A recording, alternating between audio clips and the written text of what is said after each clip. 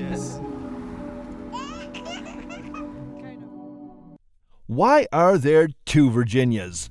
When the Virginians, who live in the western part of the United States, clamored for an independent state, they faced a major challenge because the United States Constitution clearly states that to form a state from an existing one, the new state must have the consent of both the federal government and the state it wants to leave. However, on June 20, 1863, West Virginia became an independent state. How did this play out, and what was the major challenge they faced? In today's video, we will discuss the reasons behind this split and why, till this very moment, there are two Virginias. Brief history of the Virginias. Virginia is a region of the United States comprising the states of Virginia and West Virginia. According to the 2020 United States Census, Virginia has a combined population of 10,425,109, making it the 10th largest population of any state. The eastern part of Virginia was settled by the 18th century, but the land west of the Blue Ridge Mountains was mostly empty. The religion west of the Blue Ridge Mountains differed from that of Tidewater, Virginia. Mountain settlers were mostly Presbyterians and Anabaptists, while those who lived along the coast were loyal to England and practiced in the Anglican Church. Their loyalty to Virginia's northern neighbors, Pennsylvania and Maryland, was stronger.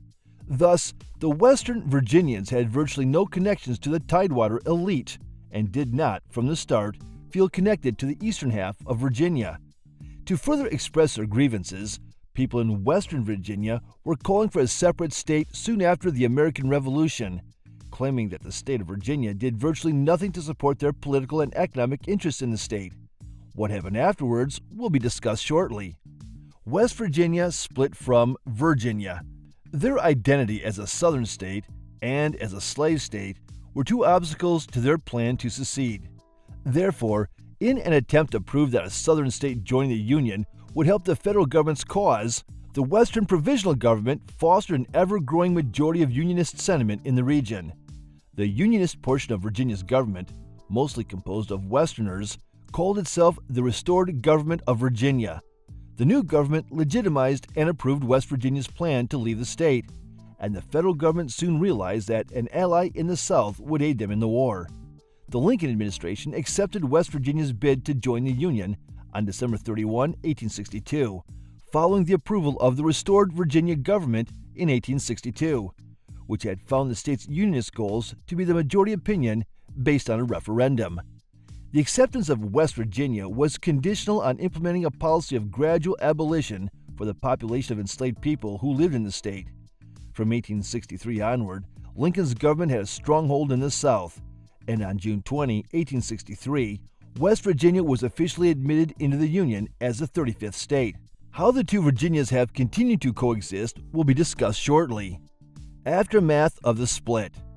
After the Civil War, the governments of West Virginia and Virginia engaged in several disputes, some of which have continued to linger. The two Virginias had to deal with their previously shared debt. West Virginia's Constitution allowed for the assumption of some of Virginia's debt, mostly from public works projects. Negotiations were fruitless, and eventually, Virginia agreed to take on two-thirds of its debt, leaving the final part to West Virginia.